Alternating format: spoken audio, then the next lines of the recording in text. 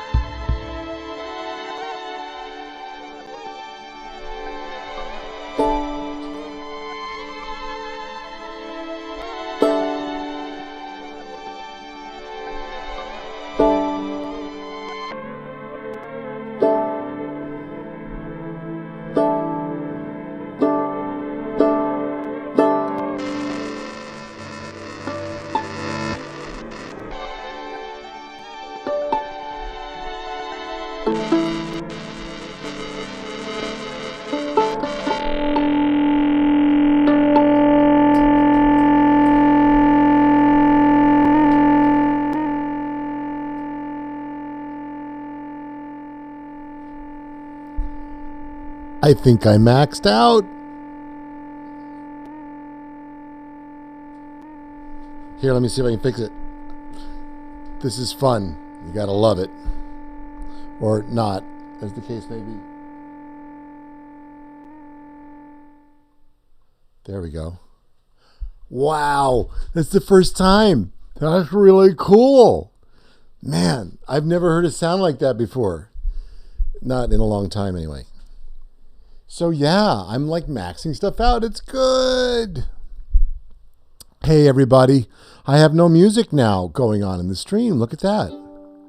Here, let's find some music. Let's find some music quick. Here's some. Yeah, that's not good enough. Let's find something better here. I think all that was going on was I just maxed out my computer. Let's see if it's back. Oh, look at that. Yeah, the CPU's at like 1015%. Fun, right?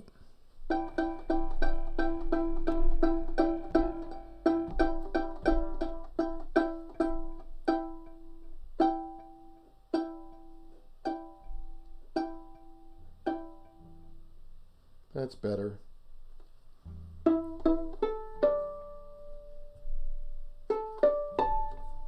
There we go.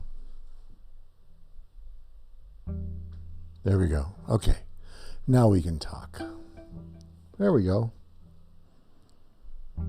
That's nice.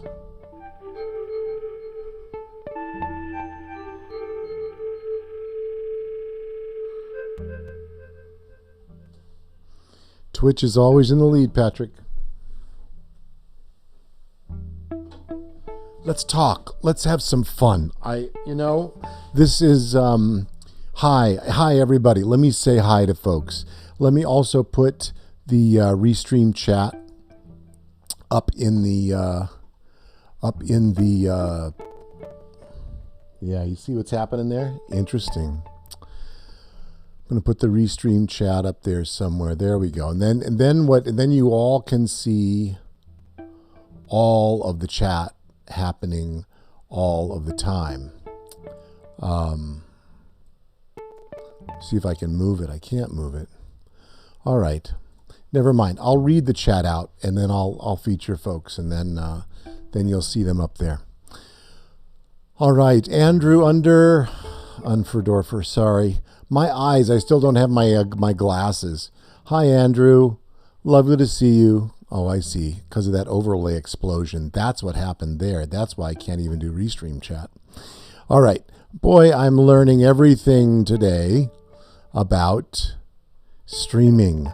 Again, there's always something new to learn, like how much pressure you can put on your computer.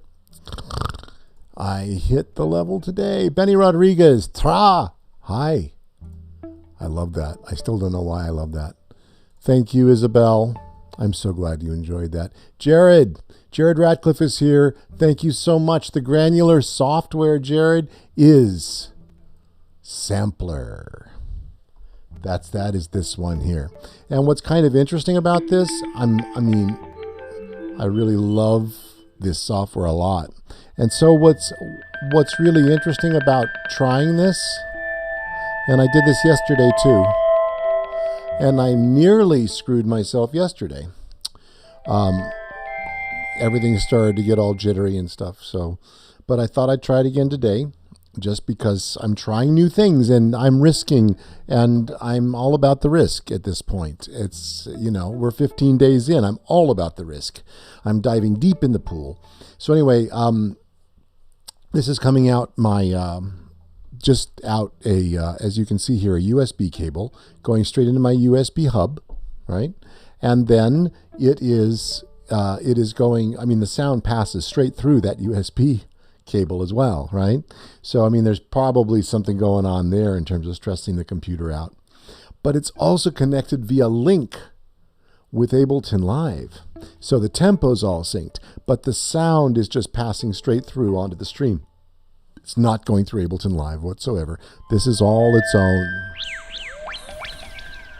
This is all its own software, its own digital delay that I'm messing with my pinky up here, you can see. And the granularity of it is just amazing, you know? You can pull the granules down.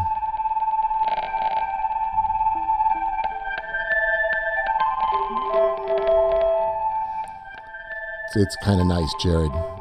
It is not a bad situation at all. So, yes, Neil knows it. Neil Alexander knows it all. No, knows all about it. Yeah, I'm glad you got it, Neil. This is fun. It is really so much fun. Andre is here. Andre, thank you for stopping by today. Wonderful to see you. I think I need some more notes in my loop. Let's see. Kendall Scott is here. Hey, Kendall. Great to see you. All right. Yes, Andre, it's a party now. Right. Yeah, it makes lockdown a little bit better. And then I did explode my overlays. That was just an Ecamm. What do they call that? An Ecamm. I don't want to be inelegant. It had nothing to do with Ecamm's disability. It had to do with mine. I forgot I muted a whole folder. So then when I unmuted the whole folder, everything just kind of came up. Wow, Geraldine McEwen, that's very, very generous of you. Thank you so much. Thank you so much. Yes, I'll be here every day in December, Isabel says, and she is absolutely correct. If there's anybody who knows, it would be her. Yeah. And, thank you, Neil. Thank you for stopping by, you guys. There are some of you who seem to be coming every day. And I was just talking to somebody today on a phone call saying how, when you're building a stream and you're making an effort to be out there and be with people, sometimes it's wonderful. A bunch of people show up, sometimes two people show up, but then there are people who show up often. And that feels really, really great to be able to connect with people on a daily basis. Oh, Kendall, I'm so glad you're jamming along. That's excellent. Shades of Tomorrow Never Knows. And somebody like Neil just hit the limit of my understanding. What is that record that I do not know of? Man, what is the signal flow here? So Neil asked me, the signal flow of what? You tell me, you ask me what you want to know, and I tell you. Andre, thank you. Once again, so good to have you. Patrick Grant is here.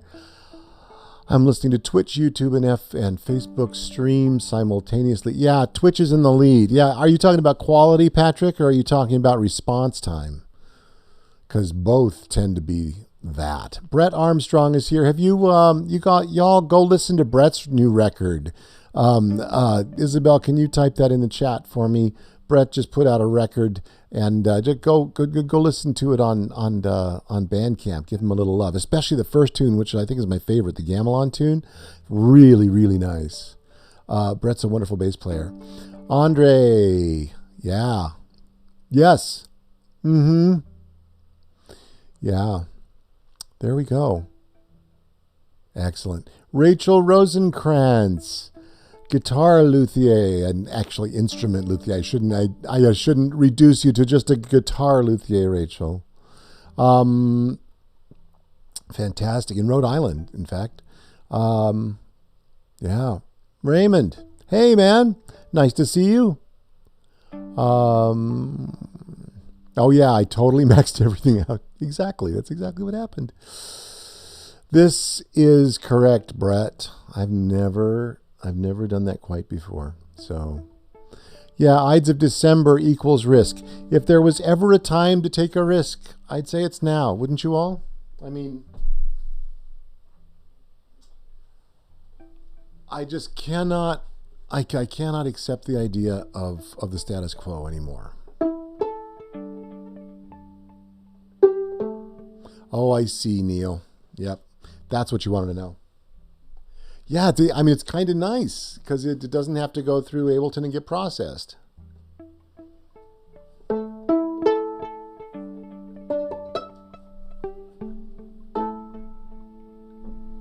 Now, Neil, do you know about the plus pedal? That's what you're hearing now, that drone in the background. Yeah, Rachel, it's really lovely to see you. I see you on Instagram, and I love it. Giovanni, thank you for stopping by. Rock on. Yes, there's Neil. There's Brett's record. Go, click on that link, you guys, and check that out. Oh my God. There we go. Yes, of course I know that tune. I'm sorry. I'm embarrassed. Woo! Not thinking today. Right on, Neil. See you soon. Take care. Random gear question. Andre asks, how many violins do I have? I have... How many do I have? I have 2 violins, Andre. That's the answer to that question.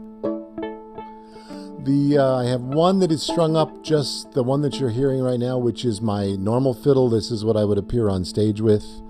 And then the other fiddle is strung up with octave strings.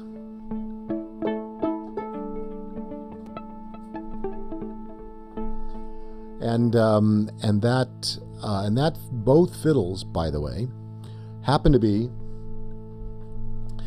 made by a gentleman in Vermont named Doug Cox. And I've known Doug since 1998 when I bought this fiddle right here. It's really cool. If you look, I don't know if how many of you have ever looked inside a violin before, besides those awesome pictures that you can find, like of cameras down inside the body, and it looks like you're in like a tomb or something. It's amazing. But each fiddle has a label, right? And usually you'd find the label if you just look in this particular F-hole. And so in this F-hole, what Doug did was he made a reproduction of the label that this fiddle was built after, which was a dude named Grancino in Italy. In, what was it? Let me see. When was that made? 1723. Grancino made this fiddle. This fiddle is what they call a bench copy. So a bench copy is when the fiddle maker has the fiddle in his possession for like 3 months. And the fiddle is sitting on his bench, so he can look at it, right? So then you can take measurements all day, right? And Rachel will know something about this too. Rachel, please chime in. You know more, of course, than I do, being a luthier yourself.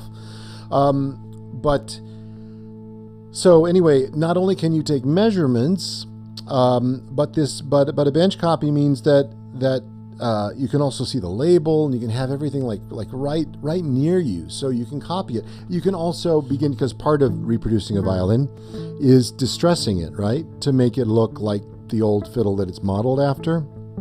So anyway, he had the Grancino, and that's what he made this fiddle off of. Now there are other ways of making fiddles, and this is kind of hey Joe. Joe's tuning in from Australia, so it must be 7 o'clock in the morning. Hey, it's at least, I think. Great to see you, Joe. So anyway, then there are other fiddle makers, right? So some of the really expensive fiddle repair people or makers, they'll also have real great, like even greater than Grancino fiddles come through their thing. And maybe those fiddles need a repair. Maybe the neck has sunk, so the top has to be taken off, which is like more major than open heart surgery. It's no joke. When you take the top or the bottom off of a fiddle, it's thousands of dollars. It's lots of time, and it's an amazing thing that they do when they do this, right? So let's say that you have a fiddle on the bench and you got to take the top off. You get to look at exactly how it was shaved and how it was made back in 17 whatever, 18 whatever. And you get to really examine the fiddle carefully. And when you get to do that, if you're a great fiddle maker, that can really increase your knowledge like 10-fold, 20-fold. Wouldn't you say, Rachel? Anyway, it is such the thing. It is so amazing, this whole fiddle making thing. But anyway, that's that's kind of a larger answer to the question that you just asked me, Andre. But I hope that's a good answer, right? It's like, so my guy, Doug Cox, he's got to be somewhere in his 70s now, I think, and still making fiddles. He's made a bunch of them. And so I have 2 of his fiddles. What a dear man. You know, just to tell you, just a little extra story I want to tell you. So back then I was looking at fiddles. And what a lot of people don't know about me was that, hey, Patrick, thank you for hanging out with us for a minute. It's really lovely to see you. What not many people know about me is that for 10 years, I played a violin that was secured for me by my dear teacher, Yasha Heifetz. And it was secured for me. I didn't own it. I borrowed it. The next person who got the fiddle was Sarah Chang. And the fiddle was 1857, a maker named Jean-Baptiste Villaume. And this fiddle and I could do no wrong. We just could not do any wrong. It was, you know, fiddles have a resonance, as do guitars, as do anything with a hollow body. And the thing about a great fiddle is that the overtones line up so that the fiddle rings in a really true way. And the way that I used to put it is that this fiddle by Villaume had an amount of space between a half step or a whole step. There was a lot of wiggle room for a note, but you would be able to hear the intonation and the ring of the fiddle so easy. I used to say it had a ring that you could drive a truck through, right? So anyway, it made it very easy and very, very pleasurable to play this violin. Eventually I had to give it back because the rules in the loan were either until you turned professional or you turned 26. Well, I turned 26 and I turned professional, but I wasn't a professional like Sarah Chang and some of the others were. So I was looking for a fiddle. And when I went to go see Doug, because he had been referred to me by somebody, I don't remember exactly who, I went to go see Doug. And one of the things that he wanted to know what I was looking for in a fiddle. And one of the things that he said to me, he says, yeah, come on by and see me. So I drove up to Vermont and I saw him. And one of the things he said to me, he's like, I don't as much care, and he was so sincere, I don't as much care that you buy a fiddle for me, but that we find the right fiddle for you. That's good people. That's good people. Of course I bought a fiddle from him. I bought one of his fiddles. And we've been friends ever since. And he's a marvelous, marvelous man. Marvelous man. Lives on beautiful property up in Vermont, in Brattleboro, up Sun Valley Road. Amazing. Amazing. Beautiful dog. Anyway, I've spent many hours with him, eating with him, communing with him.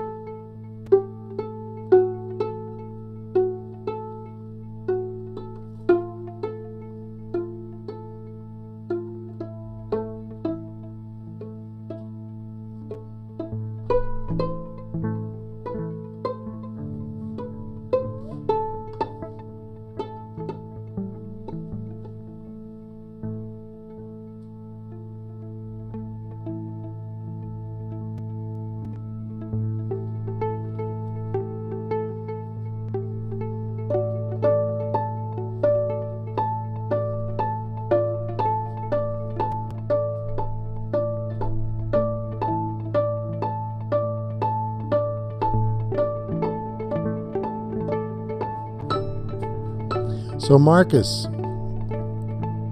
that fiddle with the duck head. That fiddle with the duck head is by Christoph Landon. And that was another interesting story. I borrowed that from Christoph for a long time. I really wanted to buy it. It just did not feel right to me. It was I just wasn't able to get along with it because it was kind of a very, very, very modern sound. So it wasn't as flexible for me as I needed it to be. I do believe that a guy named Mark Zaki owns 2 of Christoph's fiddles.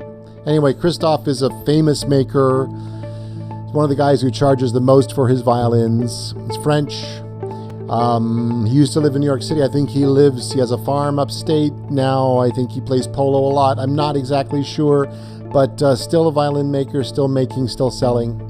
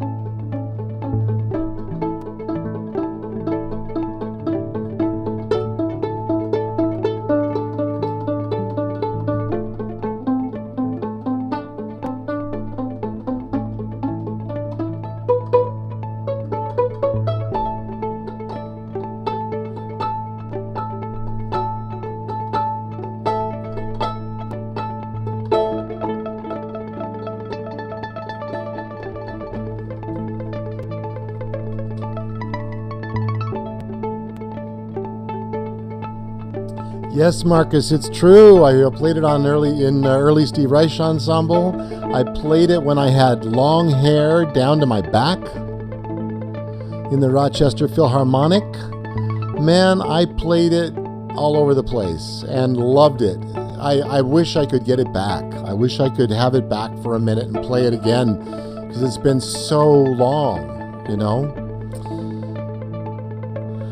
So anyway.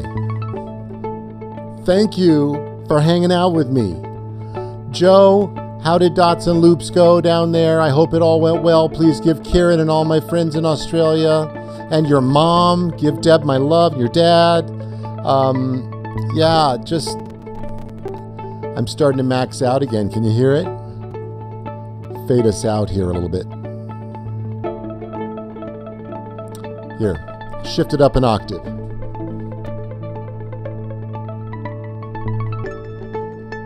I hope it's enjoyable to kind of see how I make music now and then. It's enjoyable for me to share it with you anyway. Today is the 15th day that I've strummed,